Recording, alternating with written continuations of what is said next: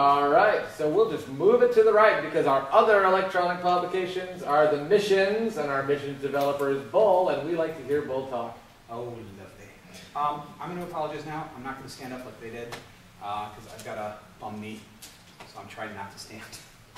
Hi, I'm Bull. Just out of the gate since I did it to him. Have any of you guys bought any of the missions adventures? At least a couple of you. I appreciate you guys. I don't feel quite so bad now. For those of you that don't know, Missions is a PDF-only campaign setting for Shadowrun.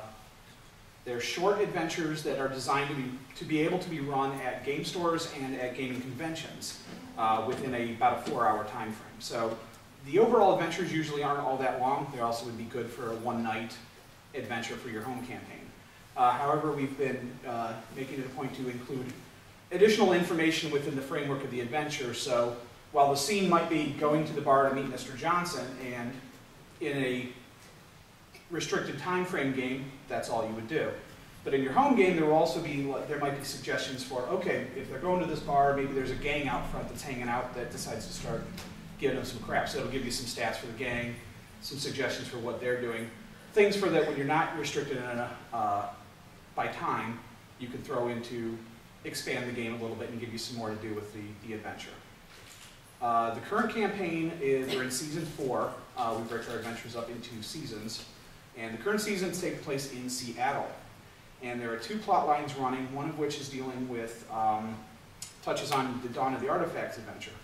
While the major players in Dawn of the Artifacts are scrambling for these big, high-powered artifacts that nobody knows what they actually do, in the meantime, while they're looking for them, there's all these more minor artifacts that are popping up. And the Draco Foundation and the Atlantean Foundation have started fighting over them because they're both trying to be the first to unlock some secret to magic that these things might hold. They don't really know what's going on, but you know. I'm just babbling off here, aren't I? It's fine. That's what we asked you to do. Excellent. That I'm doing my job. Anyways, so one of the plot lines has the Shadowrunners getting involved in various aspects of these two groups fighting. So you'll be stealing artifacts, finding artifacts, and on top of that, there's like one of the adventures involves extracting an archaeologist or a researcher that knows about magic artifacts.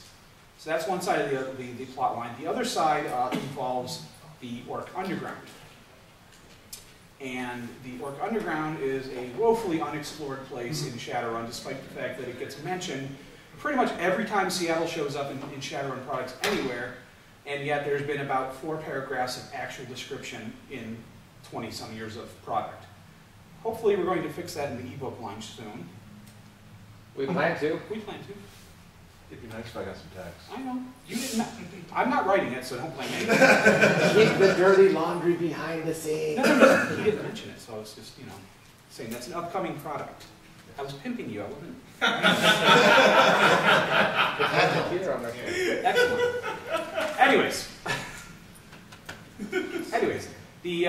so one of the plot lines involves the Orc Underground, and the Orc Underground, the metahuman rights groups are currently trying to push a vote into place in the upcoming Seattle elections to get the Orc Underground recognized as an official district of Seattle.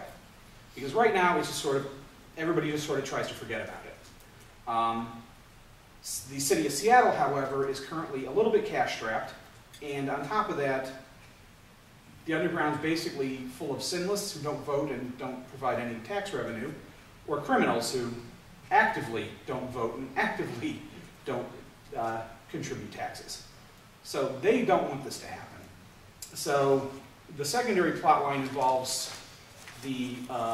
primarily the Orc Rights Committee and their metahuman rights allies struggling against the city government.